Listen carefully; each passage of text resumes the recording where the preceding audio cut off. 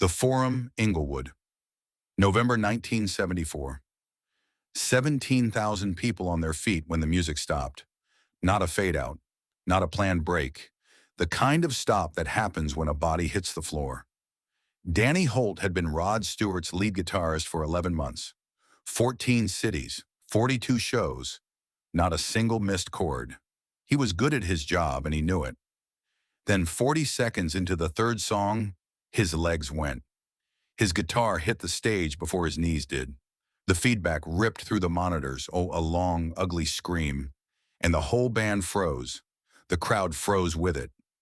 Rod Stewart stood at the microphone and watched his crew rush the stage. He knew in the first 10 seconds, Danny wasn't getting up tonight. He watched them carry him off, then turned back to 17,000 people waiting for him to say something. He picked up the microphone. "We've got a problem," he said. "Danny's down. Doctor's on the way. He's going to be fine, but we've got 12 songs left and I'm one guitar short." He paused, let the silence work. "Is there anyone in this building tonight who can play lead guitar?" The crowd stirred. A few hands went up, uncertain, half raised. The kind of hands that mean maybe if you're desperate enough. Rod looked at them. "I appreciate the courage," he said, "but I'm going to need someone who's done this before." Nobody moved. In row 9, a man in a dark jacket sat with his hands flat on his knees and looked at the stage. 6 months before that night, the music press had written Jeff Beck off. Beck, Bogert, and Appice fell apart in the spring of 1974. It was the third time a Jeff Beck lineup had collapsed. The reviews didn't mince words. Brilliant but unstable. Impossible to work with. The most gifted guitarist of his generation, and the least likely to do anything with it. One magazine ran a 2-page piece on his career under a headline that read, "The Man Who Keeps Disappearing." By October, the phone had gone quiet. Not completely. There were offers, session work, a guest appearance here, a favor there, but nothing that looked like a future. Jeff Beck was 30 years old, living in Los Angeles, and the industry had quietly decided he was finished without bothering to inform him directly. He didn't argue. He was never built for arguing. He spent those months in the garage, not moping, building. A half-finished hot rod sat on jack stands, engine stripped, chassis bare. He worked on it in total silence. His neighbors heard tools, never voices. On the 3rd of November, he saw a Rod Stewart concert listing in the LA Times. The Forum sold out. He set the paper down and sat with it for a moment. Rod Stewart had been part of the Jeff Beck group in 1968 and 1969, back when nobody knew either of them, back when they were loading gear into the back of a van and playing clubs that smelled like cigarettes and spilled lager. Rod had sung, Jeff had played, and for 2 years it had been one of the most electric things happening in British rock. Then Rod left. Then everything else followed. Jeff Beck didn't call ahead, didn't go through management. He drove to the Forum on a Tuesday evening, alone, parked in the far lot, and walked to the box office. Cash. No card, no name, no conversation. Row 9, aisle seat. The Forum in November 1974 was a different kind of animal. 17,000 people packed in tight. The smell was cigarette smoke and spilled beer, and the particular warmth of bodies pressed close in a room that wasn't built for comfort, just for volume. Jeff Beck found his seat without incident. Nobody recognized him. That was the point. Old leather jacket, dark jeans, nothing that asked to be looked at. He sat down in row 9 and watched the stage crew finish their checks. He could read a stage setup the way other people read a newspaper. He knew which amp belonged to whom. He could tell from the pedal board configuration what kind of tone Danny Holt was chasing. He didn't know Danny Holt, but he knew the equipment. The lights went down at 9. Rod Stewart came out to 17,000 people losing their minds. And for the first 2 songs, it was everything it was supposed to be. The band was tight. Danny Holt played clean, stayed in the pocket, gave Rod the space he needed. Jeff Beck watched from row 9 and thought, "He's good." And then Danny Holt went down. The silence after the feedback scream lasted maybe 4 seconds. Long enough for 17,000 people to understand something had gone wrong. Short enough that nobody knew yet how wrong. Jeff Beck sat with his hands on his knees and watched Rod Stewart walk to the microphone and ask his question. Is there anyone in this building tonight who can play lead guitar? The half-raised hands, the uncertain faces. Jeff Beck looked at the stage for a long moment. He thought about the car in the garage, the engine on the floor still waiting. He thought about the past 6 months and the phone that didn't ring. He thought about the magazine piece, the man who keeps disappearing. He stood up, not fast, not with any drama, just a man getting to his feet the way men do when they've decided something. He stepped into the aisle and started walking toward the stage. The lights were on the performers, not the seats. Nobody looked at him. He walked through the dark the way he always had, like the only direction worth going was forward. Ron Wood saw him first. Ron was standing in the wings, off to the left side of the stage, where he'd been since the second song. He'd come to the Forum that night for Rod, and he'd been watching the Danny Holt situation from the side with his arms folded. He saw the figure emerge from the dark of the aisle. Long, unhurried stride. Leather jacket. Something in the way the shoulders sat. Ron Wood went very still. He recognized the walk before he recognized the face. You spend enough time in a room with someone, you learn the way they move. Jeff Beck moved like a man who'd never needed to announce himself.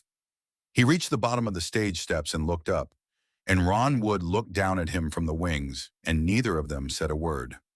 Rod Stewart felt the change in weight on the stage boards before he saw anything, the specific vibration of someone coming up the stairs. He turned, and in the stage light he saw a familiar silhouette that took him 2 full seconds to process. He turned back to the microphone. I think, he said carefully, we found our guitar player. 17,000 people hadn't caught up yet. A guy from backstage, maybe. A session player on call. That's what it looked like from the seats. Then Jeff Beck stepped into the full light. The recognition didn't happen all at once. It moved row by row. A murmur becoming a roar, people grabbing each other's arms, the noise building from the front of the house to the back wall. Jeff Beck stood at the center of the stage and let it happen. He wasn't smiling. He wasn't performing his own arrival. He just stood there, slightly turned inward, eyes already moving toward the instruments on the right side of the stage. Danny Holt's Stratocaster was on the stand where the crew had left it, cable still connected. Jeff Beck walked to it, settled the strap over his shoulder, and looked at the guitar for a moment. He reached up toward the strings. Danny Holt's pick was there, held between the middle 2 strings above the sound hole. The way guitarists leave them when they set a guitar down in a hurry. Jeff Beck took the pick out. He held it for a second. Then he set it on top of the amplifier, and he pressed his bare fingers to the strings. Nobody in the building understood what that meant. Not yet. The first note did. It wasn't louder or softer than what Danny Holt would have played. It was different in a way that had no clean vocabulary.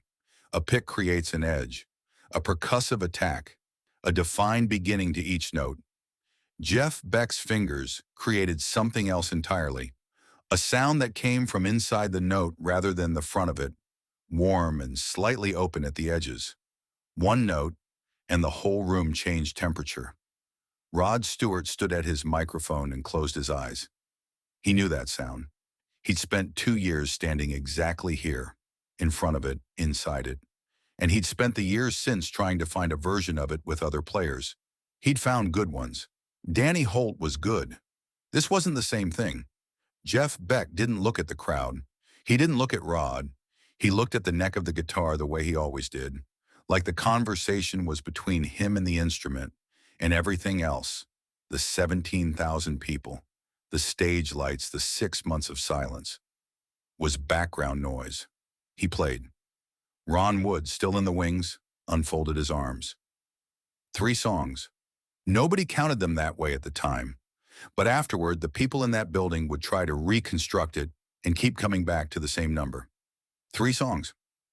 And in those 3 songs, something shifted in the room that had nothing to do with Rod Stewart's show anymore, and nothing to do with Jeff Beck's reputation, or the music press's verdict, or the 6 months of silence in a Los Angeles garage. It was just music, the bare kind, the kind that doesn't need a story around it to land.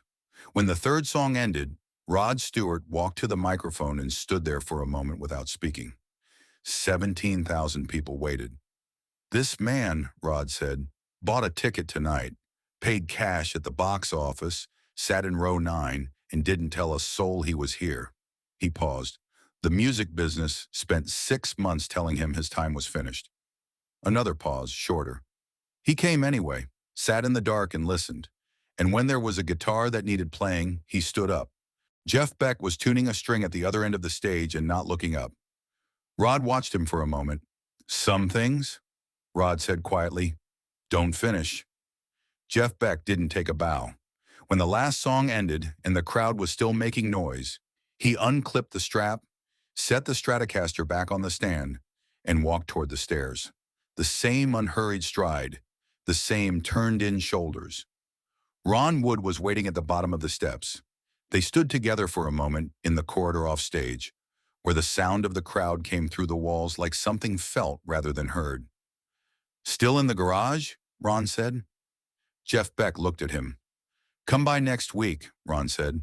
"There's people you should talk to." Jeff Beck didn't answer right away, but he didn't say no. 6 months later, in the spring of 1975, Blow by Blow came out. No singer, no band in the traditional sense, just Jeff Beck and George Martin in the studio, building something that hadn't existed before it. The music press called it one of the finest instrumental rock albums ever made. Some of those reviews were written by the same outlets that had run the piece about the man who kept disappearing. Jeff Beck never mentioned the Forum show. He never mentioned Row 9.